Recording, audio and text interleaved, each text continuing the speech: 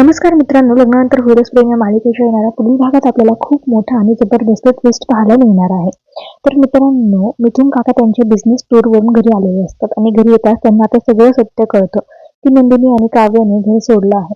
त्याचमुळे मालिनी सोबत मिळून आपल्या मुलांना कसं एकत्र आणायचं याची प्लॅनिंग ते करतात. नवीन वर्ष येणार असल्यामुळे न्यू इयरची पार्टी म्हणून मिथुन काका सगळ्यांना इन्व्हाइट करतात आणि नवीन वर्षाचे जे आहे ते पार्टीमध्ये ते आता नंदिनी, जीवा, पार्थ आणि काव्य यांना एकत्र आणणार असतात. म्हणजे ज्या प्रोजेक्टरमुळे ही नाती तुटली होती त्याच प्रोजेक्टरवर मिथुन काका आता त्यांचे प्रेमाचे फोटो दाखवतात. तर पार्थ आणि काव्या, जीवा आणि नंदिनी प्रोजेक्टरवर त्यांचे फोटो बघून आता भावुक होतात. या अगोदर आपण किती प्रेमाने राहत होतो तर मिथुन काका त्यांच्या हातात मंगळसूत्र देतात आणि म्हणतात की अजूनही वेळ गेली नाहीये.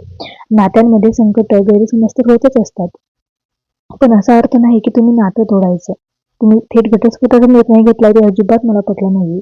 त्यानंतर मिथुन काका जीवा, नंदिनी, पार्थ काव्याला एकत्र यायला सांगतात.